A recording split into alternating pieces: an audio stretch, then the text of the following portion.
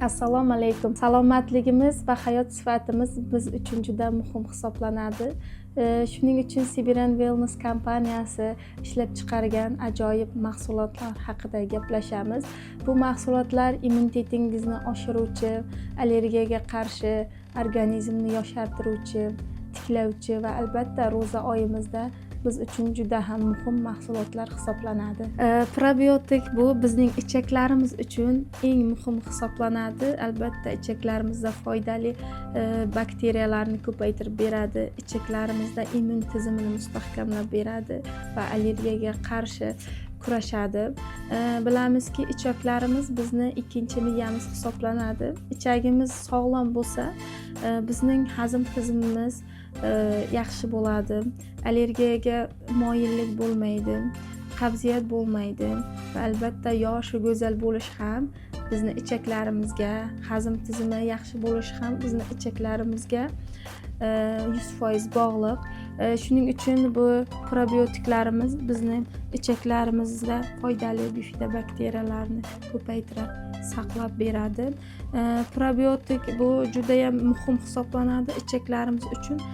Bizning allergik holatlar, antibiotikdan keyin immun tizimi pasayishi, ichaklarimizni florasi buzilishi albatta bu probiotikka bog'liq.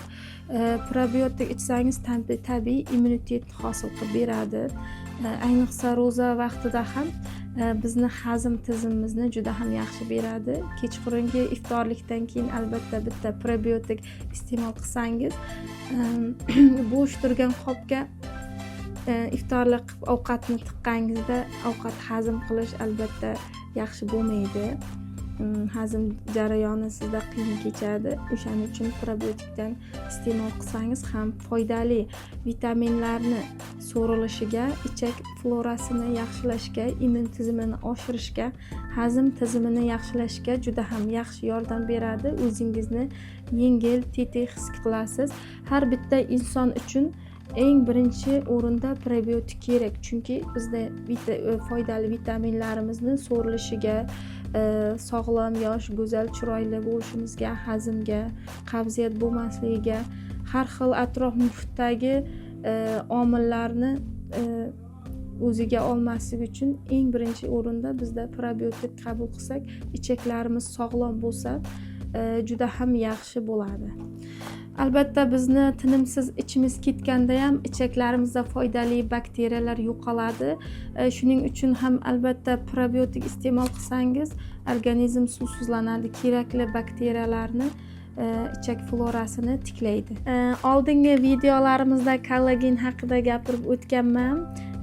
Immun tizimini mustahkamlash, soch, teri, tirnoqlar holatini yaxshilash, bo'g'im holatini yaxshilash, yosh va go'zal, chiroyli bo'lish, teri namligini saqlash uchun eng muhim oqsil bu kollagen haqida oldingi videolarimizda gapirib o'tganman. YouTube va Telegram platformalarida gapirib o'tganman. Bemalol o'tib ko'rishingiz mumkin. Yana bugun gapirib o'tmoqchiman. Ro'za oyimiz uchun juda ham muhim oqsil hisoblanadi.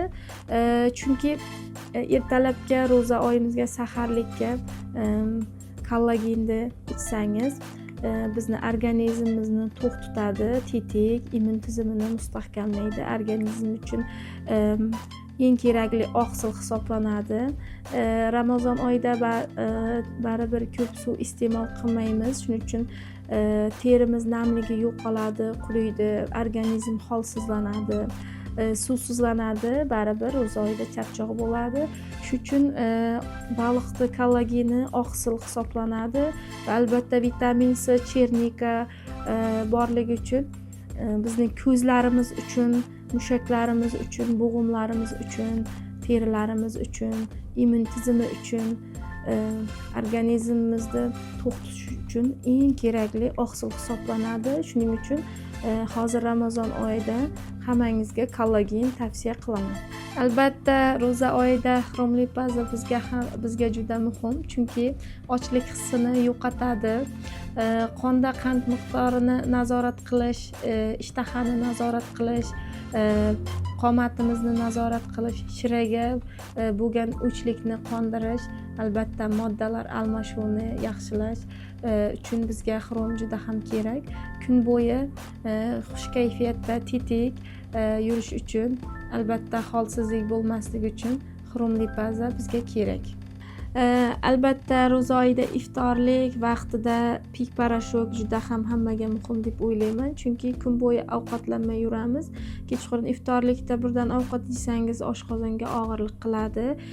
Shuning uchun yarim stakan iliq suvga bir chayna ложка pik parashok solib ichsangiz, oshqozonimiz yengil, ovqat yeganimizdan keyin juda ham yengil hazm bo'ladi va o'zingizni yengil tetik his qilasiz. Pik parashogimiz oshqozon osti bezi faoliyatini yaxshi ishlatadi, moddalar almashuvini yaxshilaydi, hazm tizimini yaxshilaydi va albatta ichaklarimizni immun tizimini ham yaxshilaydi. Vitaminlarni ham so'rilishiga, vitaminlarni ichaklarda yaxshi saqlab qolishiga juda ham yaxshi yordam beradi. O'zim ham iftorlikdan oldin albatta og'iz ochganda albatta pik parashogini birinchi iste'mol qilaman. Undan keyin albatta iftorlikka o'tiraman. Shuning uchun pik parashogini ham albatta hammangizga tavsiya qilaman. Albatta ro'za Ramazon oyi bilan barchangizni tabriklayman.